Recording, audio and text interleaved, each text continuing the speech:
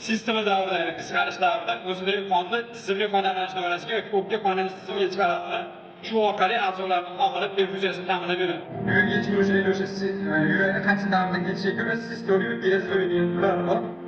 Bizda bemorimiz holatida sistoliya yurak yetishmovchiligi to'g'ri keladi. Arterial qon ya'ni kislorodni konsentratsiyasi yuqori va yumaloq kislorod konsentratsiyasi yuqori.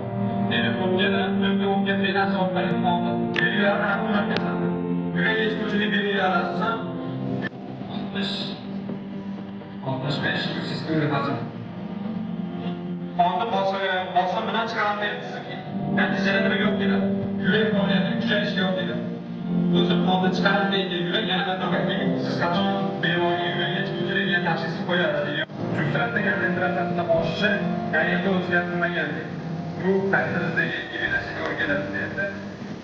Qo'l-qo'llarchaning o'rtamida joylashgan sigatrayotgan tez yo'naladi.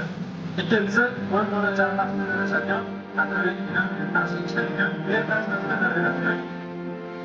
impuls yaratadi. Qo'l-qo'llarchalarga zatarli impulsni qo'lchalar saksonga qonsimlarni doira ishlab aksiya ishlash. Atrofga yurajak impuls yaratishdan bo'ladi. Yurakni o'sha avtomatik tizimga qo'yadigan tugullardan tashqari yana o'zini mustaqil ishlaydigan alohida tugullar bo'ladi.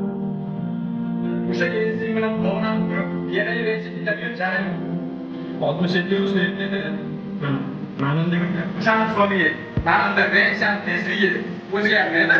Faqatgina ko'proq kimgadir dorini berganda, yurak yetishmovchiligi kasallik dori berganda dorini qaysi qilganligini bilish kerak. Ma'lum belgilarni o'ylab ko'rasiz.